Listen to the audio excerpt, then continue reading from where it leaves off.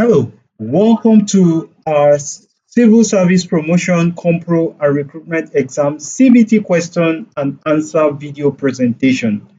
From today's presentation, we'll be looking at the public service rule, which is going to be taken from 50 questions from chapter 10 and 11, which is discipline and petition and appeal. This is the 10th series of video presentations from the public service rule. If you haven't watched the first 9 series, then you can easily get it from a playlist in the description section of this video. Subsequently, if you want to get access to our video or get notified once our videos are uploaded, all you need to do is to click the subscribe button. Once you click the subscribe button, it will give you opportunity for you to click the bell icon. And once you click that bell icon, you'll be notified once our videos are uploaded. So don't waste time, just go down now, click the subscribe button, and then you'll be notified when we'll be uploading our next video. So today we'll be looking at 50 questions from the public service rule. The first questions we'll be looking at is from section 4 of chapter 10, which is on financial embarrassment, oath of secrecy, official confidentiality, and document control. So the first question we'll be looking at is question number 1. What should be done with gifts from traditional rulers of chiefs that cannot be refused without giving offense? A. The officer may keep them after recording them. B. They must be handed over to the government. C. They should be donated to charity. And D. They should be destroyed.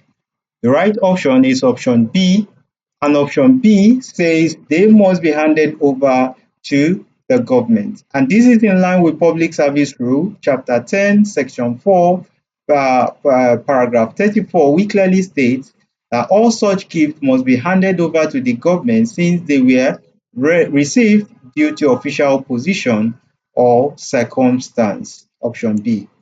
Question number 2. What is the rule regarding chieftaincy titles for serving public officers? A. They can accept chieftaincy titles anytime. B. They must decline all titles even after retirement. C. They may accept it if approved by their permanent secretary. And D. They are prohibited from accepting subtitles until retirement. The right option is option D, and option D says they are prohibited from accepting such title until retirement. Civil Service Rule Chapter 10, Section 4, Paragraph 35 prohibits serving officers from accepting chieftaincy titles until after retirement unless inherited and duly cleared through the secretary to the government of the federation. Option D. Question number 3. When a public servant inherits a traditional title, what must they do? A. Decline the title publicly. Obtain clearance from the secretary to the government of the federation. C. Get approval from the National Assembly. And D. Notify the head of their department only. The right option is option B, and option B says obtain clearance from the secretary to the government of the federation. This is in line with the Civil Service Rule, Chapter 10, Section 4, Paragraph 35. Let's look at question number 4. According to Rule Chapter 10, Section 4, Paragraph 36, why is the prohibition of bribes and corruption emphasized? A. To protect officers from public scrutiny. B. To improve public service management, accountability and transparency. C. To reduce government expenditure. And D. To make officers more politically active. The right option is option B, and option B says to improve public service management, accountability and transparency. In line with Public Service Rule Chapter 10, Section 4, Paragraph 36, it emphasizes accountability, transparency by prohibiting bribery and corruption to improve public service ethics. Option B. Question number 5. Under Rule 1004, Paragraph 33, what kind of gifts are exempted from prohibition? A. Monetary gift. B. Large gift from contractors. C. Small personal gifts exchanged between colleagues and friends. And D. Expensive ceremonial gifts. The right option is option C, and option C says small gifts exchanged between colleagues and friends. They are exempted from prohibition. Option C. Question number The next question is taken from section 5, which borders on conduct prejudicial to security, state security. The question number 6. According to PSR 1005, paragraph 1, which body must be represented on the committee that determines misconduct involving security of the state? A. Federal Civil Service Commission and Ministry of Defence. B. Federal Ministry of Justice and Office of the Head of the Civil Service of the Federation. C. State Security Service and Federal Ministry of Interior. And D. Federal Ministry of Finance and the Presidency. The right option is option B, and option B says the Federal Ministry of Justice and Office of the Head of the Civil Service of the Federation. This is in line with the Public Service Rule Chapter 10, Section 5, Paragraph 1 that specifies that a committee comprising members from the Federal Ministry of Justice and Office of the Head of the Civil Service of the Federation shall handle cases involving misconduct related to the security of the state or judicial action against it. The right option is option B. Question number 7. What is the prescribed disciplinary approach when an officer is found guilty of misconduct involving state security under the PSR 1005, paragraph 1? The officer shall be subject to normal disciplinary procedure but with aggravated punishment. B. The officer shall be suspended without pay only. C. The officer shall be referred to the Public Complaint Commission. And D. The officer shall be issued only a verbal warning. The right option is option A, and option A says the officer shall be subject to normal disciplinary procedures but with aggravated punishment. This is in line with Public Service Rule Section 5, paragraph 1 of Chapter 10, which provides that when an officer commits misconduct affecting national security, the normal disciplinary procedure applies. However, the punishment must be aggravated due to the gravity of the offense, reflecting a threat to the state's stability and interest. Option A. The next questions will be taken from section 6, retirement in public interest. Question number 8. According to rule of section 6, chapter 10, paragraph 1, on what primary ground can the Federal Civil Service Commission require an officer to retire from service? A. When the officer applies voluntarily for retirement. B. When the officer is due for promotion. C. When it is desirable in the public interest. And D. When the officer reaches the retirement age of 60 years. The right option is option C, and option C says when it is desirable in the public interest. The rule empowers the Federal Civil Service Commission to retire any officer in the public interest even if no disciplinary procedure or specific misconduct applies. Question number 9. Before the Federal Civil Service Commission can decide to retire an officer under this rule, what must it first obtain? A. A directive from the head of service. B. A full report from the permanent secretary or head of extraministerial office. C. The officer's letter of resignation. And D. A recommendation from the National Assembly. The right option is option B. Federal Civil Service Commission must obtain a full report from the permanent secretary or the head of extraministerial office of the required officer. And that is only under that circumstances they can be able to retire such an officer. And the reason why they are to do that is to understand the circumstances surrounding the officer's case before taking any action. Option B. Question number 10. What opportunity must be given to the officer before the Federal Civil Service Commission can finalize the decision on compulsory retirement under the rule in paragraph 1? A. An opportunity to appeal to the head of service. B. An opportunity to resign voluntarily. C. An opportunity to request early pension payment. And D. An opportunity to reply to the complaint made against him. The right option is option D, and option D says an opportunity to reply to the complaint made against him. And that is the right option, option D. Question number 11. Under Rule 10(0)(6) paragraph 1, after the Federal Civil Service Commission decides to retire an officer in the public interest, how is the officer's pension and gratuity handled? A. Paid according to a special Federal Civil Service Commission policy. B. Withheld pending disciplinary review. C. Dealt with under the Pension Reform Act 2004 as amended. And D. Paid only at the discretion of the head of the service. The right option is option C, and option C says dealt with under the Pension Reform Act 2004 as amended. The Public Service Rule clearly states that pension and gratuity for officers retired in the public interest shall be handled under the Pension Reform Act, option C. Question number 12. In determining whether to retire an officer under this rule, which of the following factors must the Federal Civil Service Commission consider? A. Political affiliation of the officer. B. The officer's condition of service and usefulness.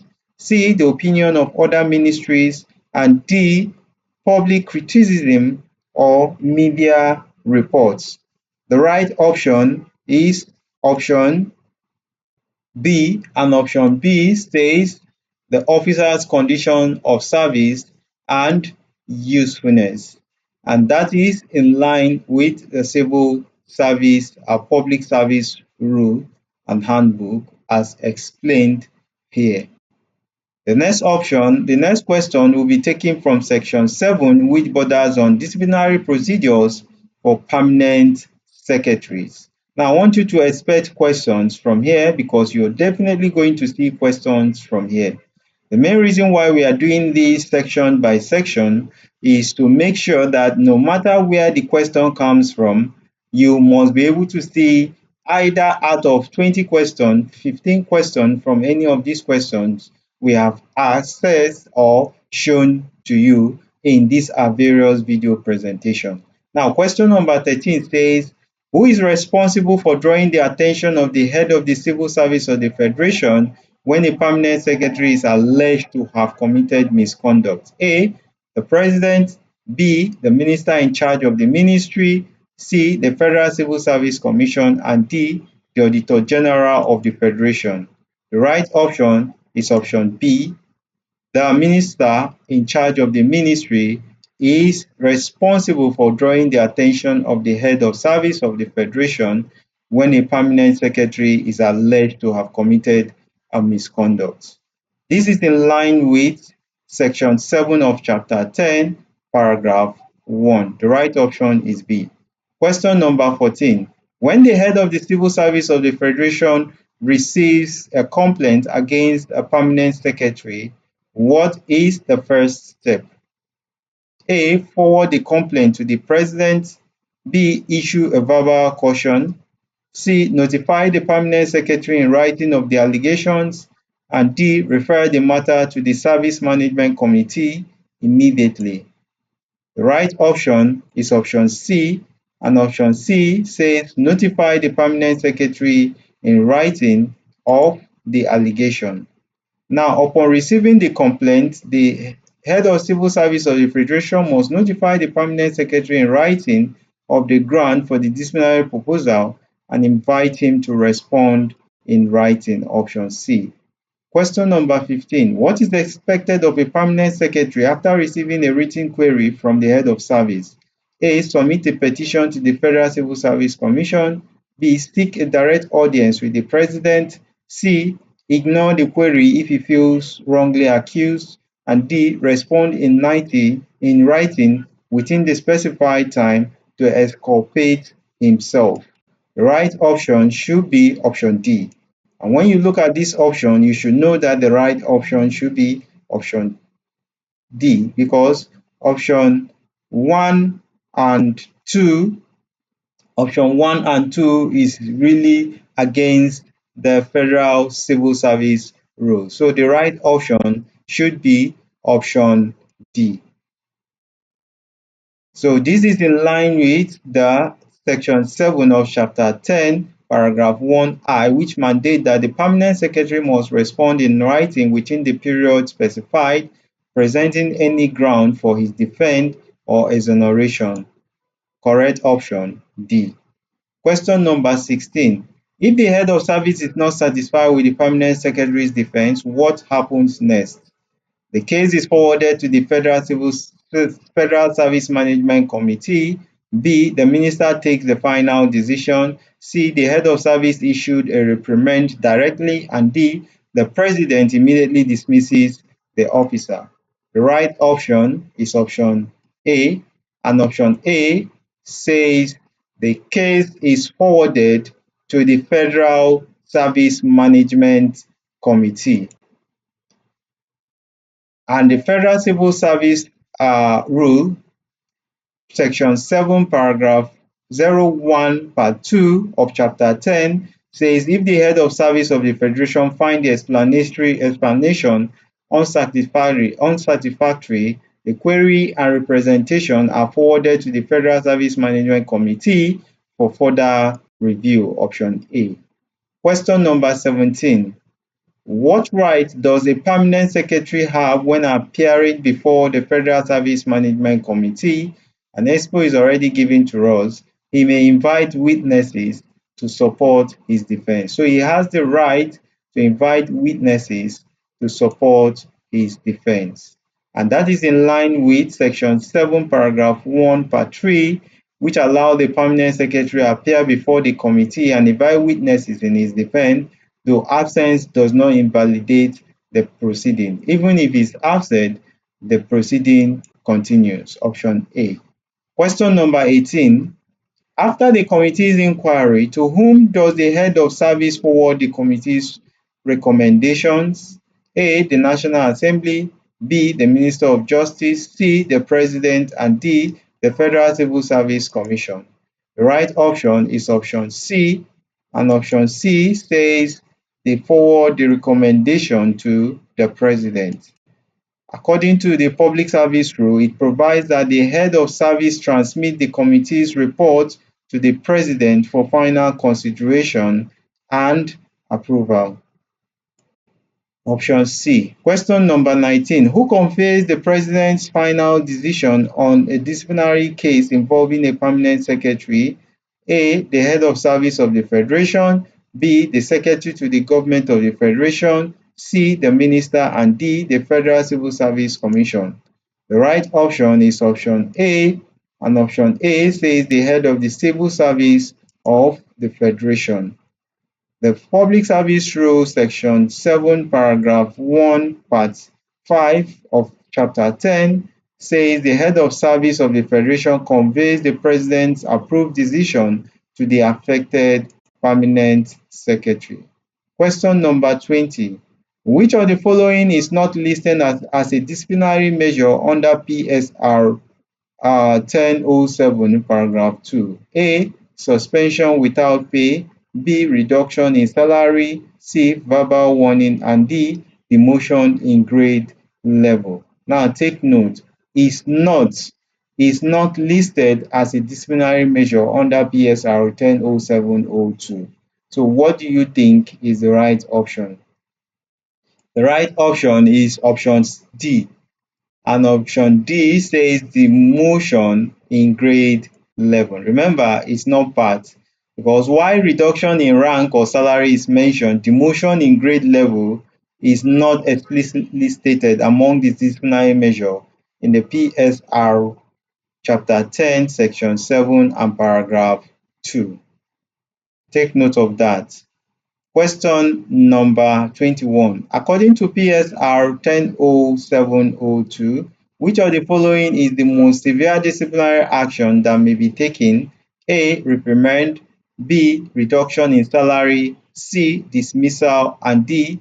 Written warning. The right option is option C, and option C says dismissal.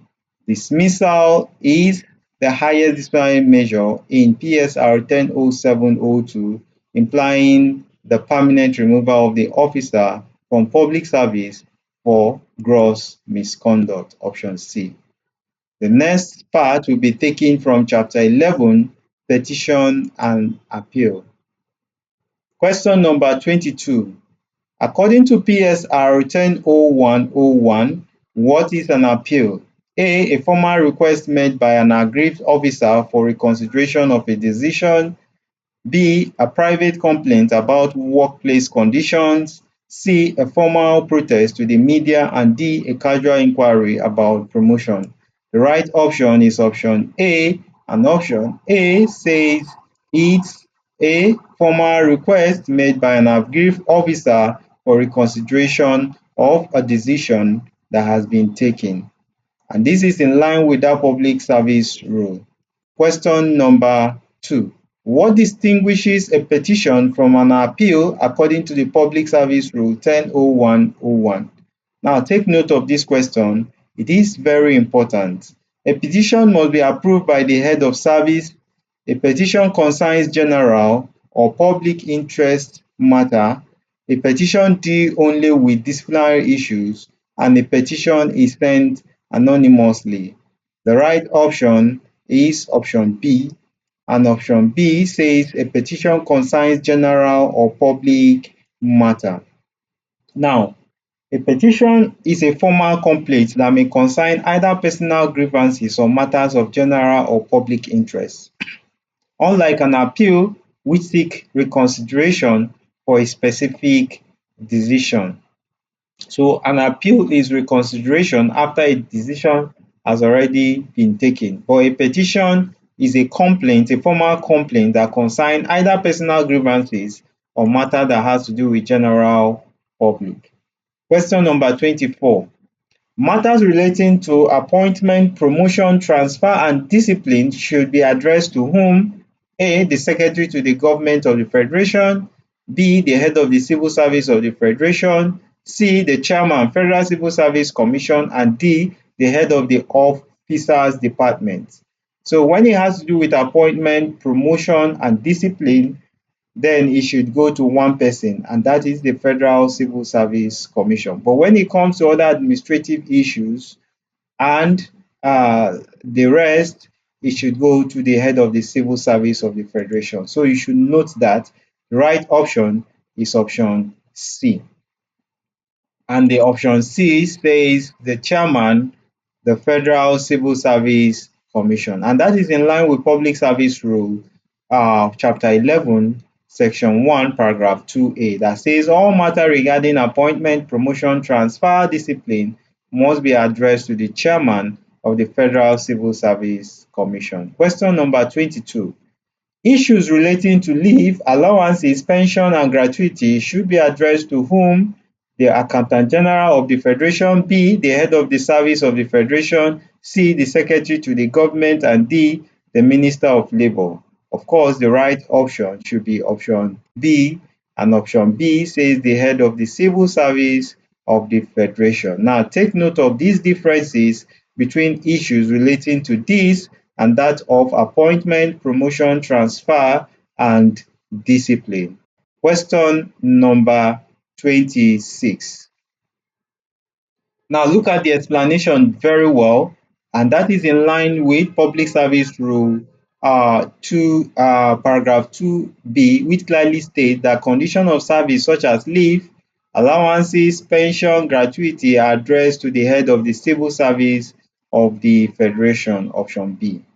Question number 26. According to PSR 1001, paragraph 2C, who should officers write to on issues of general or public interest? A, the head of the civil service, B, the National Assembly, C, the permanent secretary, service welfare, and D, the head of their MDA or the head of government. The right option is option D. Public servants, officers should write to the head of their MDA or the head of the government. In this regard, for ministry, he is the permanent secretary, and for other extra ministerial offices, it should be the DG or the MD of the so-called office. So matters of general public interest should be addressed to the head of MDAs or the head of government as stated in PSR 10 paragraph 2C, option D. Question number 27. What is required when an officer wishes to address the head of government directly as per PSR paragraph 3? The expo is already given to us, and the right option is option B. He has to send the letter on seal and in triplicate through proper channel. He has to send the letter on seal and in triplicate through proper channel. So how does he do that? The Public Service Rule paragraph 3 mandates that any officer addressing the head of government must transmit the unsealed communication in triplicate through the appropriate channel, and the channel should either be the Federal Civil Service Commission or the head of service of the Federation, option B. Question number 28. What happens if a letter to the head of government is sent outside the proper channel? A, it will be returned to the writer. B, it will be treated as confidential. C, it will be forwarded by the media unit. And D, it will be ignored without notification. The right option is option A, and option A says it will be returned to the writer. And that is in line with the Public Service Rule. The rule explicitly states that any letter received by the head of government outside proper channel will be returned to the writer, reinforcing the need for due process, option A. Question number 29. What must communications to the head of government go through? Why must communication to the head of government go through appropriate channels? A, to ensure proper verification and reporting before they reach the head of government. B, to delay responses and manage bureaucracy. And C, to reduce paperwork. D, to make officers personally accountable. The right option is option A, and option A says to ensure proper verification and reporting before they reach the head of government. So the right option is option A, and this is according to PSR chapter 11 paragraph 1, chapter 11 section 1 paragraph 3. Now, the next question will be taken from section 2, which is under appeal/petition rule. Question number 30. According to PSR rule, within what period should an appeal from an aggrieved officer be handled and concluded? A, 3 months, B, 6 months, C, 9 months, and D, 12 months. The right option is option B, and option B says 6 months. PSR Rule 10.02.01 Part 1 explicitly states that an appeal from an aggrieved officer shall be handled and concluded within 6 months. Question number 31. Under PSR rule, what must an officer do before proceeding to court over a service matter? A, obtain clearance from the Federal Civil Service Commission. B, inform his trade union. C, exhaust all internal redress avenues and get permission from the head of the Civil Service of the Federation. D, write directly to the Attorney General of the Federation. The right option is option C. He has to exhaust all internal redress avenue and get permission from the head of the Civil Service of the Federation to take the matter to court. And this is in line with the Public Service Rule, Chapter 11, Section 2, Paragraph 1, Part II, which says officers must first exhaust all administrative channel provided by the PSR and obtain the head of the Civil Service Federation permission before approaching the court. Option C. Question number 32. What does PSR 100202 state regarding appeals and petition by ex-officers? They are not allowed to appeal. B. They can only appeal through their former department. C. They may submit appeal related to employment or pension conditions. And D. They can only appeal through the courts. The right option is option C, and option C says they may submit appeal related to employment or pension condition. And this is in line with Public Service Rule paragraph 2 of chapter 11 section 2, which allow ex-officers to appeal on issue related to employment condition or pension matter in accordance with the rule. Option C. Question number 33. Under PSR Rule 1002, paragraph 3, what action is prohibited when an officer is dissatisfied with a decision? A. Bringing political or outside influence. B. Making a formal appeal. C. Consulting his union. And D. Discussing the matter with colleagues. The right option is option A, and option A says bringing political or outside influence. That is highly prohibited according to the Public Service Rule. Option A. Question number 34. According to PSR 100203, what is the proper first step when an officer is dissatisfied? A. Write directly to the head of service. B. Submit a complaint to the National Assembly. C. Make a representation to his immediate superior or permanent secretary. And D. Send a letter to the president. The right option is option C, and option C says make a representation to his immediate superior or permanent secretary. And that is in line with the PSR 1002 paragraph 3, which states that an aggrieved officer must first report to his immediate superior or permanent secretary and not bypass the administrative hierarchy. Option C. Question number 35. If an officer's representation fails, what should he do next according to PSR 100203? A. Seek media support. B. Submit a formal appeal to the appropriate authority. C. File a lawsuit immediately. And D. Write a petition to the head of state. The right option is option B, and option B says submit a formal appeal to the appropriate authority.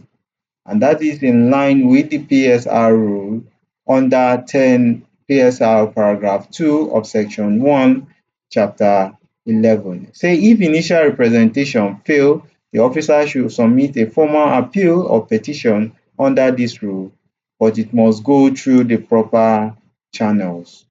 Question number 36. How must an appeal or petition be routed according to the PSR paragraph 4 of chapter 11, section 2? A. Directly to the Federal Civil Service Commission. B. Sent by courier to the head of service. C. Through the union office. And D. Through the immediate superior and permanent secretary or head of extra-ministerial office. The right option is option D, and option D says through the immediate superior and permanent secretary or head of the ministerial office. Appeal must go through departmental channel, that is immediate superior to the permanent secretary or head of office, and that to either the Federal Civil Service Commission or the head of the Civil Service of the Federation, depending on which matter it is. If it is a matter that borders on appointment, promotion, transfer, and discipline, it goes to Federal Civil Service Commission. And if it is on other administrative issues, it goes to the head of the service of the Federation. Option D. Question number 37. Why must the routing procedure for appeals be strictly observed as per PSR 100204? A. To verify and comment on the petition properly. B. To ensure bureaucratic delay. C, to avoid duplication, and D, to comply with court orders. The right option is option A, and option A says to do what? To verify and comment on the petition properly. The routing system ensures that each petition is verified, commented on, and properly documented before the final authority.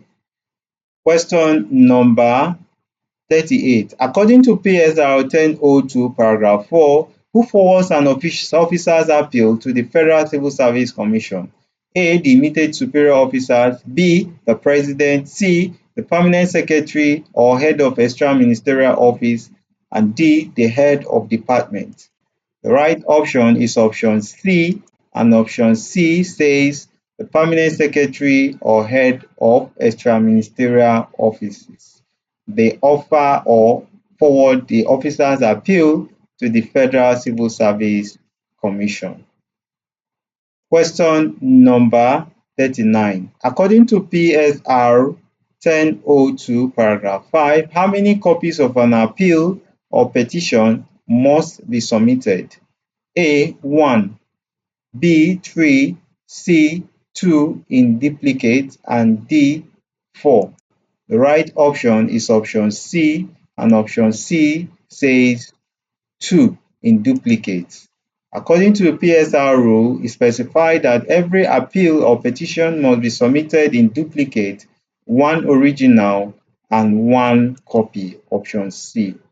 Question number 40.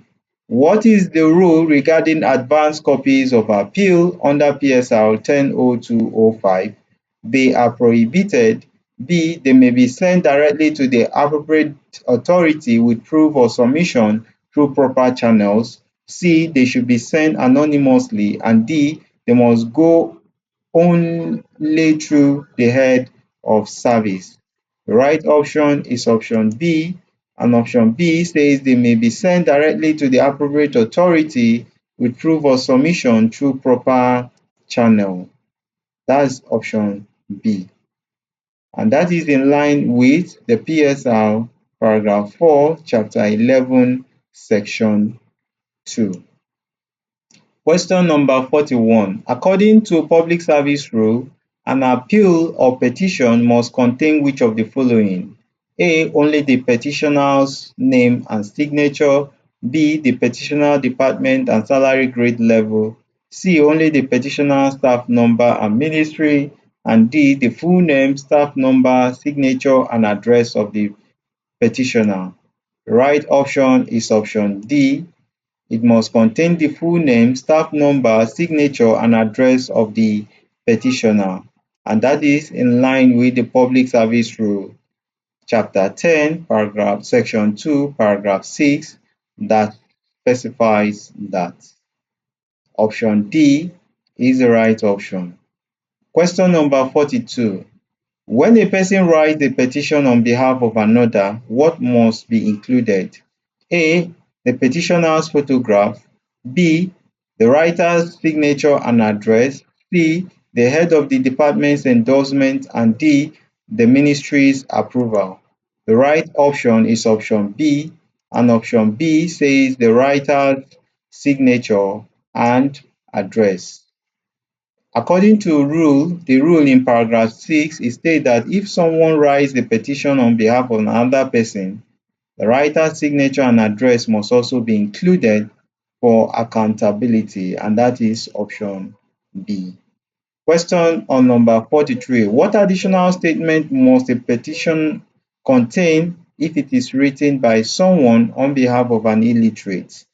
A, that the writer was authorized by the illiterate to write the petition.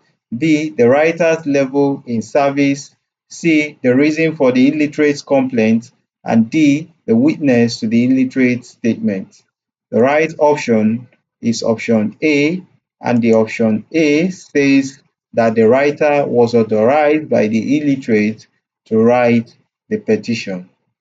So the statement must be added and it must contain in that petition. According to the rule in paragraph 7, it requires that the petition must clearly state that the writer was asked to write on behalf of the illiterate ensuring transparency and consent. Option A.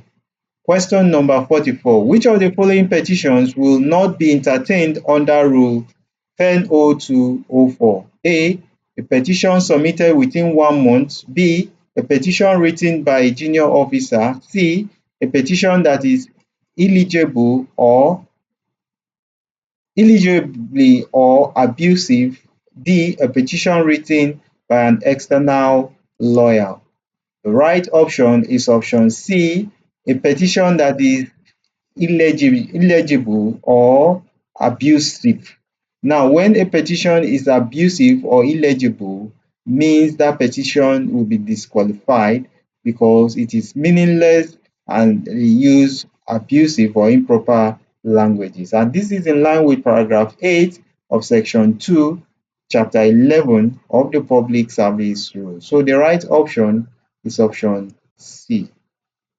Question number 45. Which of the following is also a valid ground for rejecting a petition under Rule 1102, paragraph 8? A. If it was copied to another ministry. B. If it merely repeats a previous petition without new information. C. If it was signed by a group of petitioners. And D. If it includes evidence of misconduct. The right option is option B, and option B says if it merely repeats a previous petition without new information. And the Public Service Rule clearly disallow repetitive petition that do not introduce new or relevant matters for review. Option B. Question number 46. Under the Public Service Rule, petitions submitted after how many months from the decision complained of will not be entertained? A. 3 months, B. 4 months, C. 6 months, and D. 12 months. The right option is option C, and option C says 6 months. According to the Public Service Rule, paragraph 9 provides a 6 months limit for submitting an appeal or petition. Any delay beyond that period requires valid justification for such delay. Option C. Question number 47. Which of the following can justify the acceptance of a late petition? A. The petitioner's senior rank. B. The petitioner's good service record. C. The support of the permanent secretary. And D. The presence of valid reasons for the delay. The right option is option D, and option D says the presence of valid reasons for the delays. So the right option is option D according to the Public Service Rule, paragraph 9. Now let's look at question number 48. According to Rule of Chapter 10, Section 2, paragraph 10, how should every appeal or petition conclude? A. By listing the petitioner's grievances. B. By stating concisely the redress sought. C. By restating the entire case. And D. By quoting the relevant public service rule. The right option is option B, and option B says by stating concisely the redress that is soughted. The Public Service Rule states that each petition must end with a clear statement of the redress sought so that the authority addressed knows the specific relief being requested. So you must tell them what the redress of your petition is all about so that they will know the specific relief that you are requesting. Question number 49. If a petition exceeds 2 foolscap pages, what additional requirement must it fulfill? A. Include the petitioner's CV. B. Be typed in official format. C. Include a summary of reasons adduced for the redress sought. And B. Be approved by the petitioner head of the SAP department. The right option is option C, and option C says include a summary of reasons adduced for the redress sought. The right option is taken from paragraph 10, which mandates that any petition excluding 2 pages must include a summary of the main reason supporting the redress being sorted. Question number 50, which is the last but not the least question of all.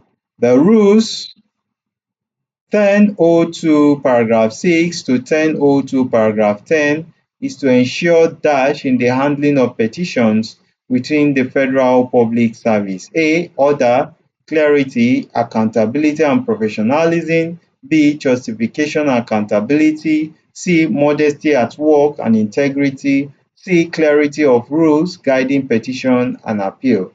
The right option is option A, and option A says this rule ensure order, clarity, accountability and professionalism in handling of petitions within the Federal Public Service, which is a key knowledge area for all Directorate officers. So, with this question, we come to an end of our video presentation for today. And I want to say thank you so much for watching. And I want to look forward to seeing you in our subsequent video. Don't forget to subscribe so that you can get notified once that video is uploaded. Once again, thanks so much for watching.